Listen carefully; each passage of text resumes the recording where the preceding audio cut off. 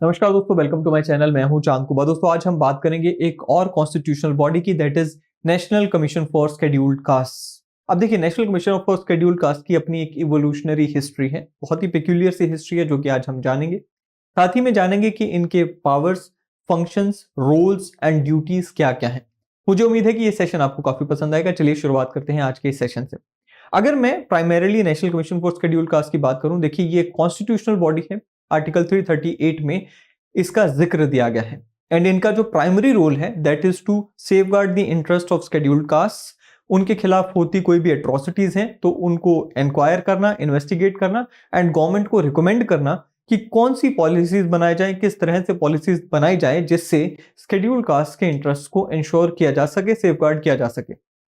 बात करते हैं इवोल्यूशन की। देखिए, ओरिजिनली जो कॉन्स्टिट्यूशन का आर्टिकल 338 है, इसमें कहीं भी national commission for scheduled cast का जिक्र नहीं देखने को मिलता है।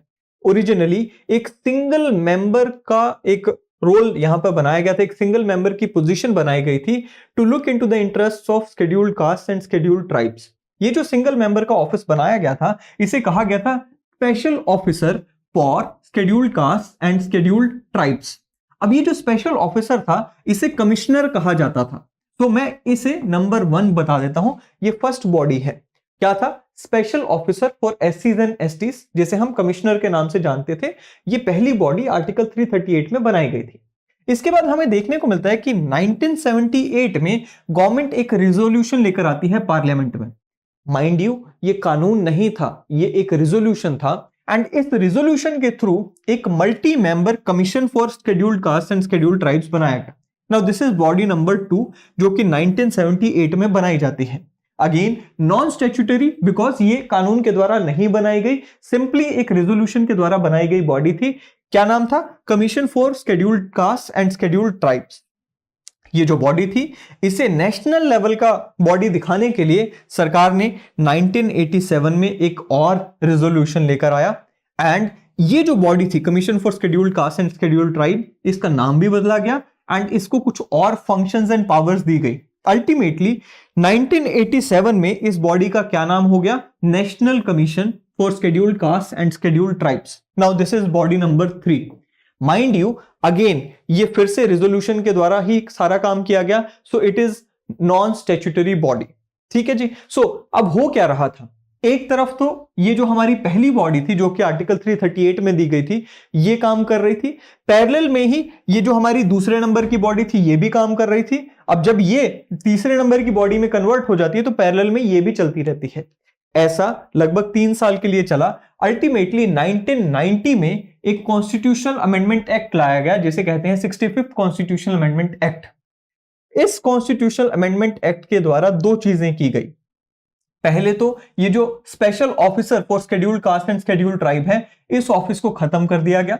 दूसरा इसमें क्या किया गया? दूसरा इसमें ये पहले वाली बॉडी को खत्म करने के बाद दूसरा ये जो है national commission for scheduled caste and scheduled tribes, इसे आर्टिकल 338 के तहत कॉन्स्टिट्यूशनल दर्जा दे दिया गया। सो 65th कॉन्स्टिट्यूशनल अमेंडमेंट एक्ट के थ्रू हमें देखने को मिलता है national commission for scheduled caste and scheduled tribe constitutional body के रूप में निकलकर आता है।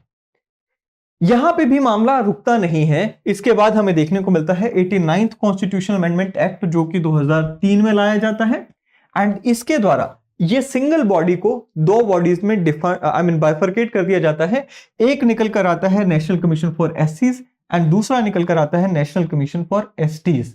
इस तरह से हमें देखने को मिलता है कि इस पूरे जो बॉडी की हम बात कर रहे हैं, इसकी इवोल्यूशन होती है।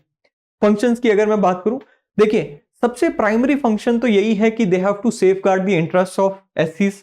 अब इसमें क्या क्या फंक्शंस हैं, थोड़ा सा स्पेसिफिकली भी हम समझ लेते हैं। सबसे पहला है टू इन्वेस्टिगेट एंड मॉनिटर कि जितने भी राइट्स शेड्यूल्ड कास्ट को मिले हुए हैं, कॉन्स्टिट्यूशन में मिले हैं या फिर लॉ में, जैसे कि हम बात करते हैं प्रिवेंशन ऑफ एट्रोसिटीज एक्ट, जितने भी राइट्स वहां मिले हैं या कॉन्स्टिट्यूशन में मिले हैं, क्या धरातल पर इन ऑन ग्राउंड रियलिटी क्या वो पूरे हो रहे हैं, क्या वो लोग इन राइट्स को एंजॉय कर पा रहे हैं। तो पहला तो फंक्शन ये हो गया।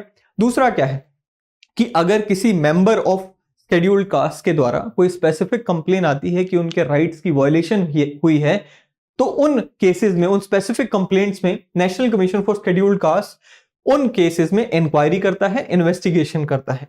तीसरा यहां पे जो फंक्शन है दैट इज कि national commission for scheduled cast policy making process में पार्टिसिपेट करता है एंड गवर्नमेंट को एडवाइस करता है कि किस तरह की सोशो इकोनॉमिक डेवलपमेंट्स की जानी चाहिए, किस तरह की सोशो इकोनॉमिक पॉलिसीज लाई जाएं for ensuring the welfare of scheduled cast.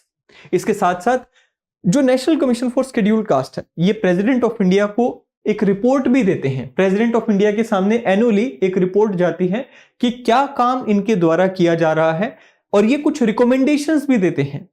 अब वो रिकमेंडेशंस को प्रेसिडेंट के पास ये president has to forward those recommendation to the both the houses of parliament. So वही यहां पे लिखा हुआ है that is to present to the president annually and at any such other time that they may deem fit report upon the working of those safeguards कि किस तरह से national commission for scheduled cast काम कर रहा है, जो safeguards उन्हें मिले हुए हैं शेड्यूल्ड कास्ट को क्या वो फुलफिल हो रहे हैं कि नहीं, उसके ऊपर रिपोर्ट दी जाती है। To make recommendations as to the measures that should be taken by the union और state for the effective implementation of those safeguards. So क्या क्या काम और होना चाहिए वो भी यहां पर ये रिकमेंडेशंस देते हैं।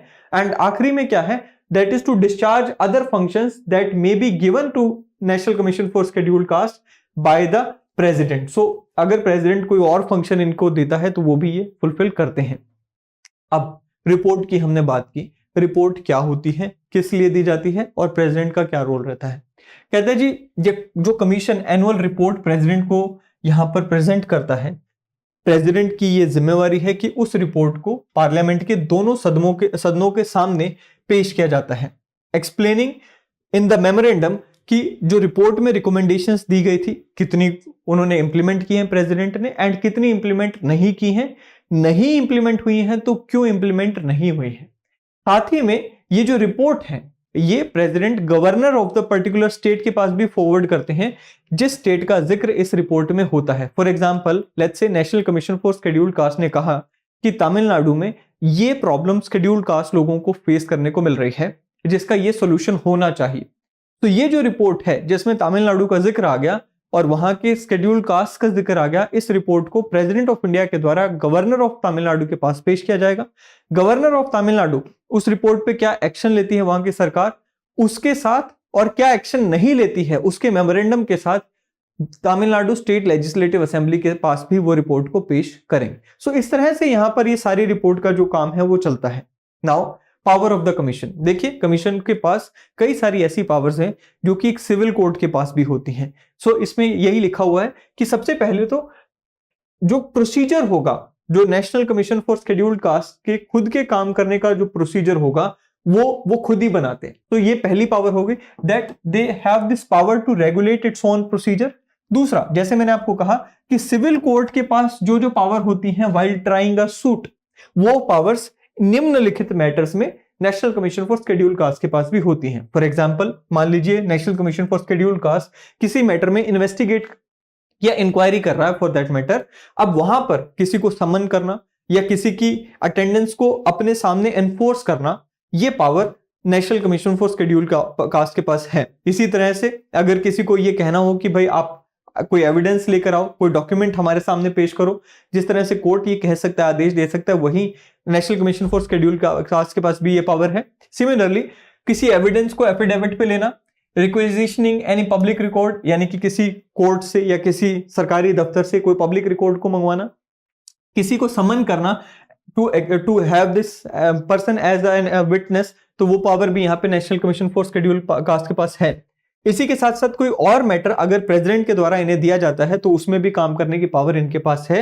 अब कहते हैं जी the government and the state government are required to consult the commission on all major policy matters affecting the scheduled caste. So वहां पर ये अपनी राय देते हैं। सो ये सारी पावर्स इनके पास हैं।